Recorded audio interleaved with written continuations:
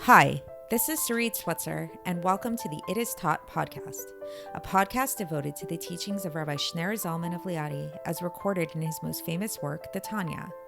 My hope for this show is to make these teachings accessible and relatable to the average person, regardless of prior Jewish education or affiliation. The episodes follow the prescribed daily study portions and are meant to serve as practical lessons in how to live your life as your true self and develop an authentic and powerful relationship with your Creator. I have personally experienced the effects the study of this work has had on me, and I'm excited to share what I can of this knowledge with you. So please join me on this journey of learning, self-growth, and connection with your source.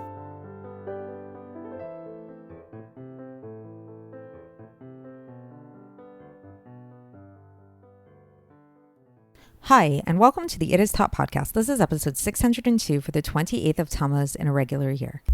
So I have a theory. It's my own personal theory. I did not see this studied anywhere or researched anywhere, but take it for what you will. But I have a theory as to why it is that so many children are afraid of clowns.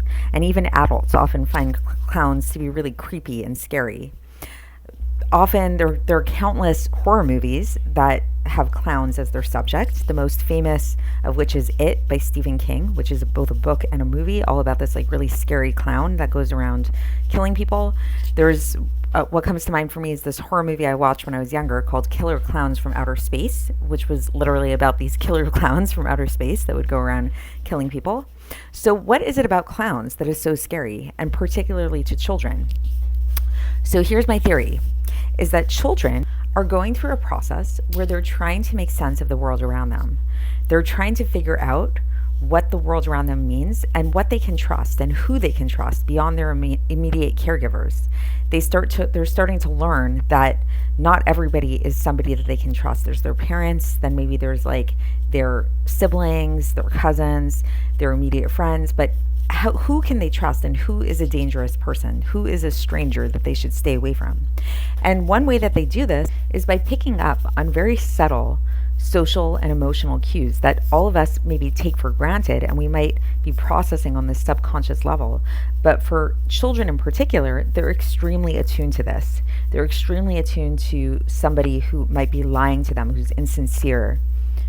This is why it's often said that when a person is teaching children, they need to make sure that they're really, really sincere. If they say something to the child not in a sincere way, the child will pick up on it, most likely. So when it comes to clowns, it's really interesting because if you look at the makeup that a clown wears, it's very confusing. Because on the one hand, the mouth looks like it's smiling, like it's a very happy mouth, it's going upwards. But then if you look at the eyes of the clown, the eyes slope downwards, which usually indicates sadness. Interestingly, in this light, a little bit of a tangent, but I think it's interesting, is that in our Western culture, then if we want to, like if we think about emojis and we want to indicate like happiness, we usually focus on the mouth. Or when we want to display emotions to a person, like if you're sending an emoji of a person, it's most likely going to be a smiley face, really focusing on that mouth. What's going to change, the eyes are usually the same, but the mouth is either going to slope upwards or downwards, maybe a little bit like diagonal if we want to indicate like uncertainty or something like that. However, in certain Asian cultures, I'm pretty sure in Japan, I haven't looked this up, but could be other Asian cultures as well, the way that they use emojis is very interesting, is that they actually focus on the eyes. And they actually will just have a pair of eyes that are happy eyes or sad eyes or confused eyes or whatever it is. And the focus is really on the eyes. So it's an interesting cultural phenomenon, right? And it's interesting to think about that regardless of what it is that we focus on, in truth, what we're picking up on all the time with the people around us that we encounter is both. We're picking up on these subtle social cues, subtle emotional cues. So for when it comes to clowns and when it comes to children, it's very confusing because they see this person in front of them who is smiling with their mouth but frowning with their eyes. And what this translates to them, albeit on a subconscious level, and they don't know why they're feeling this way, is that this is a person that cannot be trusted. This is somebody who is not being sincere. They're smiling with their mouth, but their eyes tell the true story, that they're not happy, that they're actually sad. So something weird is going on. So why do I bring this all up, aside from it just being an interesting insight into some psychological experiences is that this actually relates to Tanya today, because we're going to be talking about these two opposing emotions of happiness and sadness, and can they really coexist? Can you actually have a sincere clown? Can you actually have a state of being where you are both happy and sad at the same time? And on first glance, the answer appears to be no. And this is why, again, we really look at clowns in this insincere way and we don't trust them. But in true truth, we'll actually discover that there is a way for us to actually harbor both emotions of both happiness and sadness at the same time. And we'll understand why this is. So there's actually two answers to this question that we'll bring up in today's Tanya. The first of which is that, as we've learned in the earlier part of Tanya, in the Sefer Shel Beinonim, we actually are two people. We're not really just one person. And that's what gives us a lot of existential angst in our lives, is we don't just have one soul. Our body actually contains two souls. We have our animal soul and we have our godly soul. And they're constantly at war with each other, and their motivations are really in polar opposition to one another. Obviously, through a lot of work, as we've spoken about, they can kind of come to a place of more coherence, and that's our work here in the world. But in their raw form, they really are very opposed. So when we talk about these opposing emotions, what we'll learn about today is that, first of all, what's happening is that each soul is experiencing its own emotion. One of the souls is happy while the other one is sad, and that's how both can coexist at the same time. And then we'll learn a deeper insight into all of it, into showing about how actually within the sadness is a sense of hope, and is a sense of redemption, and a sense of being healed from this pain. So let's get into the text. And I'm being a little abstract kind of purposefully, because I'd like to kind of learn it as we go, and maybe I'll elaborate more as we get through the text. And for context, we are beginning chapter 11 of Iggeres HaTeshuva. This is the second to last chapter of Iggeres HaTeshuva, so we're nearing the end of this section of Tanya. Very exciting. So here we go. So we actually need to make mention of something that we learned in yesterday's Tanya, where we brought up this idea that there's these two seemingly contradictory ideas that come up when it comes to prayer, where on the one hand, we're taught by the Gemara that we need to approach prayer with a heavy heart, with a heavy head, like with this sense of like real humility and a sense of like contrition, like really recognizing the lowliness of who we are. And then on the other hand, we learned that we are only supposed to pray in a state of happiness. And we talked about how that could possibly be. How could you be in this like lowly state and also be happy at the same time? And the way that we answered this question yesterday is that, at least when it comes to people nowadays, it's really more about separating these two emotions into two distinct times. So it's like we should come to the state of humility as a form of preparation for prayer, when in the past it would be more like on focus of like tikkun chatzot. That would be like the evening before, like in the middle of the night, people would stay up and think about the destruction of the temple and their sins and all of that stuff, and that would really break their heart and make them feel really low. And then later, then when they would approach the prayer, they'd be in this like more state of happiness. And we talked about how nowadays, while it may not be practical for people to do tikkun chatzot, and it's not really a custom that most of us, at least not in the Chabad world, really do, this is something we can adopt once a week at least, on Thursday nights, let's say, where a person can take the time to kind of have a pre-Shabbos meditation and think over their week and do an accounting of their soul, which most likely will humble them and bring them into that broken state. And then coming into the Shabbos, this will bring them a sense of joy, because in Shabbos we all return and revert back to our true selves, together with the world that reverts back to its true source. But today we're actually going to talk about how it's not only just about these two different times of first you're humble and then you're joyous, but there's actually a way to have both of them together. So the Alter Rebbe begins today, and he says that truly, like we talked about, that this initial feeling of lowliness, this initial feeling of humility, well, if we want to be technical about it, what is this? This is the aspect of tshuva tata. It's lower tshuva, as we spoke about above. And then we said that in addition to this sense of humility and contrition, then a person also needs to have a sense of joy in God at the same time. So the Alter Rebbe brings us back to the Sefer Shel Beinonim in the Likutei Amarim, the first part of the Tanya, at the end of chapter 34. So you can go back if you'd like and re-listen to the episode that we talked about back then. I didn't get a chance to look it up, but I'm sure if you kind of look through the episodes, you can hopefully figure it out. And so in that chapter, we talked about the same idea. We talked about this idea that there are two souls, that we have the animal soul and that we have the godly soul. And that each one of these, when it comes to this like raw realization of who it really is, when it comes to a sense of self-awareness, it will lead to two different emotions in both things. So the animal soul, on the one hand, when the animal soul recognizes who it really is, this is going to be like, oh wow, like this sense of bitterness, this sense of humility, like I can't believe how low I am. I can't believe what an animal I am, right? And we spent a while talking about that. I remember when we were in that section of the Tanya where it almost sounded like that we were being like very self-deprecating, like just this like all you are is just like an ego and a bunch of blood and bones, like it's, you know, like you're no better than an animal, like really a lot of like kind of that recognition of our animalistic nature. But the godly soul, when the godly soul within us recognizes its true reality, which is also a part of us, it will come to this state of joy in recognition that it is a part of God himself, and it's not separate from its source at all, really, in a true essential way.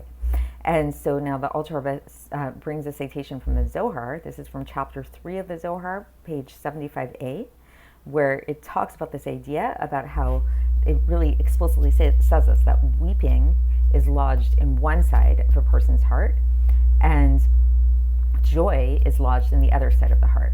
So, right, like we talked about this again earlier in the Tanya, about how each one of these souls is associated with a different part of a person's heart, how the left ventricle of the heart is the home of the animal soul and the right ventricle of the heart is actually hollow, because the godly soul is actually housed in the brain, and it's not this like passionate, wild, like subject to its emotions kind of thing, the way that the animal soul is. So this is why it's like the left part of the heart could feel this feeling of contrition and humility, while the right side of the heart, which is more associated with the godly soul, is feeling this sense of joy in kind of like the selflessness. And so that is answer number one as to how it could be that we could have these two simultaneous things. So indeed, a clown, while it might seem to us to be really untrustworthy on the outside, it is possible, in a sense, we can say that we are all clowns. We are all sincere clowns because we all have both. We all have a sense of feeling of sadness over this like raw awakening, rude awakening of how far we've gone, like kind of like what we talked about when we came to addiction, like the hitting rock bottom, like having this like, oh wow, what have I done with my life? I've wasted my life. I've schlepped God down here into the dirt with me, like all of that's a feeling of sadness. And then on the other hand, we have this godly part of ourselves. This is more associated with the Tshuva Ilah, the higher form of Tshuva, which is this part of us that is really a part of God and recognizes us and wants to just be close to God. And this brings them a feeling of great joy. Okay, so that's answer number one. Now we're going to actually bring another answer as to how it could be that we could harbor these two emotions. And we're going to focus on, we're going to come from it from the place of the humility, from the place of this lowly, sad place. Because the Alter Rebbe says it's not just that like a person is sad and that's it, and it's just like, oh wow, that sucks, you sinned and you're a horrible person or whatever. It's like, no, because joined together with us is a feeling of trust and faith that a person is being sincere and trust in God, that God is kindness, that God enjoys doing kindness. And that, what does this mean, that God enjoys doing kindness? That God is by nature, God is very merciful, he's gracious, and he abundantly forgives. Lav lisloach in Hebrew. And that he will forgive immediately. As soon as a person asks for forgiveness from God, God will immediately forgive them. And then the Alter Rebbe brings a few psukim to support this, a few verses, this idea. So the first one is from Tehillim, chapter 51, verse 3, where it says, which means in accordance with your abounding compassion, erase my transgressions. So it's like this awareness of how compassionate God is and how that will allow God to erase our sins. Also during prayer, there's a phrase that we say, kapseni ta'areni, which is cleanse me, purify me, and erase all my sins. That's v'chol avonotai meche, erase all my sins. So there's like this awareness of God coming in and cleansing us. So it's like we have this trust that God will forgive us, God will cleanse us. And when we say these things, when we're praying to God, we say them without any doubt at all in the world. Like, we're not like saying it in a way of like, please, I hope you erase my sins, I hope you cleanse me. It's like we're saying it with certainty. We're saying that, God, you will erase my sins, you will cleanse me. And this is why, continues the Alter Rebbe, we see that when we say the brachos in the Amida prayer, in the Shmoneh Esrei prayer, right after we say, there's a section of the Shmoneh Esrei prayer where we say, Slach lanu ki chatanu, like, forgive us for we have sinned. And then right after that, then we say, Baruch atah Hashem chanun hamerbed lisloch. Blessed are you, God, who is gracious in that he is very abundantly forgive. So basically what we're saying is that right after saying, like, we acknowledge the fact that we sinned and we say, please, God, can you forgive me for sinning? Right after that, we declare that God forgives us. We declare God is, blessed be God, that he is a forgiving God. And so there's this concept in halacha, in Jewish law, that it says that it's called safek brachot lehakel. This comes from the Gemara in Brachos page 33a, which literally means if you have a doubt as to whether you said a bracha or not, like, or if you should say a bracha or not, you should be lenient. Meaning, we don't want to say excessive brachas. You don't want to say a bracha levatala, it's called in Hebrew, like a blessing in vain. So if you're not sure, let's say it's like you're eating an apple and you're like, did I say a bracha on this apple or not? I don't remember. If you don't remember, then you don't say another bracha, because it's like, we don't want to say God's name in vain. So if this is the case, how this applies to us here is that if, like how could it be that we say this blessing about God forgiving us and that God being this like abundantly forgiving God?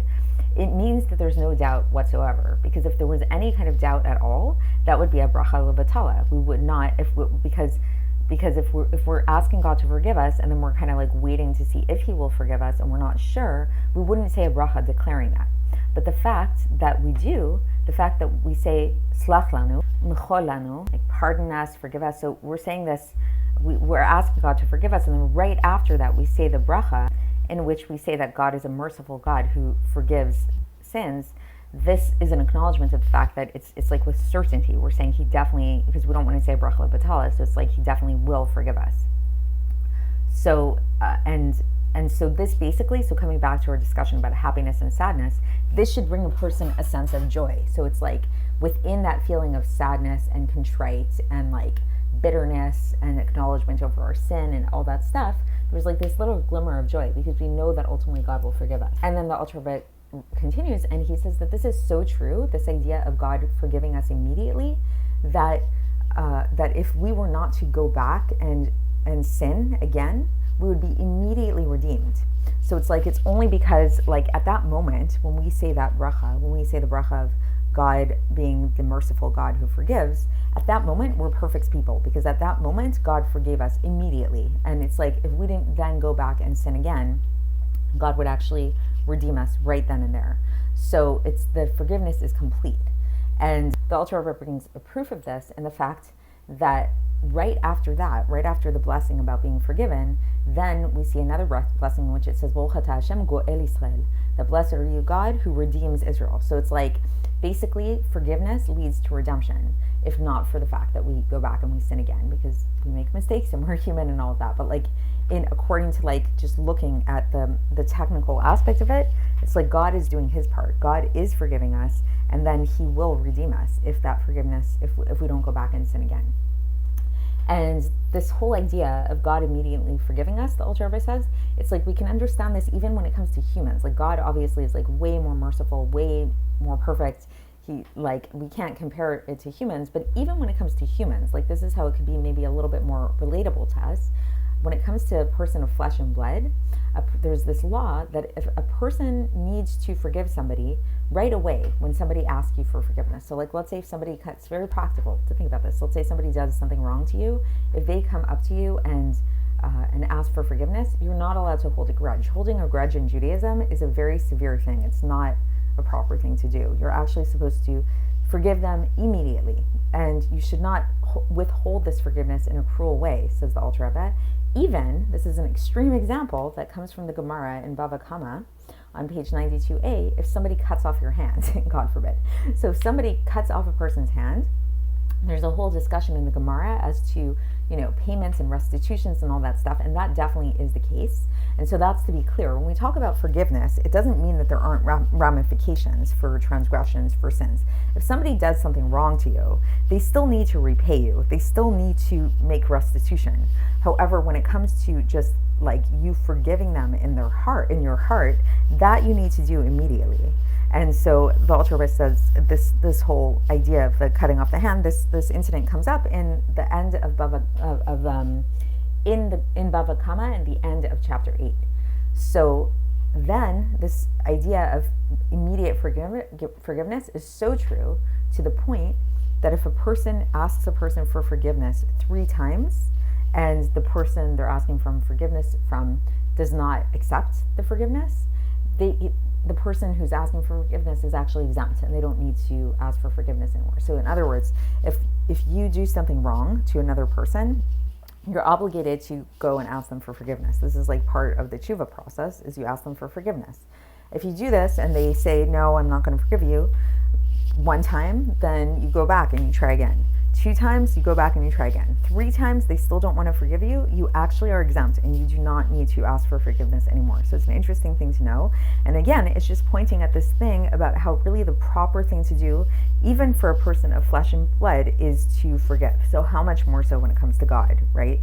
And we see an example of this idea, now the Alter Rebbe is going to bring, of a case where we're asking for forgiveness numerous times. At a certain point, it's like it's over, game over, basically. So we see this from Shmuel Bet, chapter 21, where there's this whole story about how David HaMelech asked the Givonim for forgiveness on behalf of Shaul, who had killed their people, and the Givonim did not want to forgive them. So as a result of this, as a result of the Givonim refusing to give forgiveness, to grant forgiveness to David HaMelech, then David HaMelech decreed that they should not ever be able to convert and to become Jews, because Jewish people are known to be merciful. Like one of the traits, there's like certain lists of like kind of criteria or a test, litmus test to see, is this person really Jewish or not, if somebody declares that they're Jewish. And one of those things is if a person is merciful.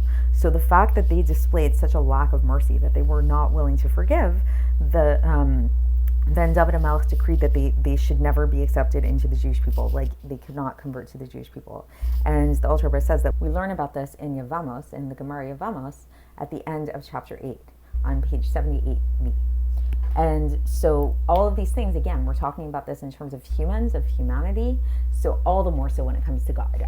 Like when we know that people are supposed to forgive, this is the proper thing to do, but people unfortunately are imperfect and they don't always forgive. But God is perfect. So when it comes to God, the forgiveness is immediate. And it's definitely going to be there. We're certain of it. We don't have any doubts. So that's the end of the section. So just to kind of bring it all together, back to our discussion of clowns and all that the reason why people are scared of clowns, there is something to it. Because it's like what kids are picking up on is the fact that there's these 2 opposing emotions that seem very contradictory. But today, we learned about in more detail how indeed these emotions are very contradictory, and they do actually exist within a person because we have 2 souls. So it is a contradiction. It's like on the one hand, when a person begins the HaTeshuva process, then they feel this feeling of deep bitterness and contrite and sadness and all of that, like regret and remorse, all these things. And those feelings, that's what's considered Teshuva Tata, that's the lower level of Teshuva. Those feelings are coming in, or are being manifest within the animal soul. The animal soul has this like raw recognition of itself.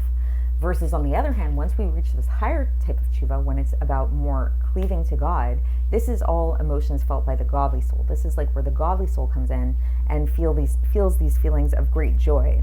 And then we took this even further and we went back to even that feeling of that contriteness, that lowliness within that place. It's like we don't want to get too down, or we don't have to get too down, because we see the light at the end of the tunnel, and we see that really truly, well, yes, we have sinned, and yes, we brought ourselves down into this low place, God will with assurance forgive us when we do tshuva. When we ask for forgiveness from Him, 100% God's going to forgive us, and not only that, he will actually redeem us if we continue to act in the appropriate way. So that's the end of the section today, and we're going to continue tomorrow, and I'll speak to you then. Thanks for listening to the It Is Taught podcast, hosted by Sarit Switzer. This podcast is dedicated in loving memory of my maternal grandfather, Avraham Yitzchak ben Binyamin HaKohen of blessed memory. Music by Shoshana. If you enjoyed this episode and would like to support the show, please share it with others and subscribe on YouTube, Apple iTunes, Spotify, or wherever you listen to podcasts. And make sure to leave us a 5-star review. To find out more about the It Is Taught project, including more information on my soon-to-be published book, please visit our website, itistaught.com. To catch the latest from me, follow me on Facebook, Instagram, and Twitter. Looking forward to speaking with you tomorrow, and until then, have a great day.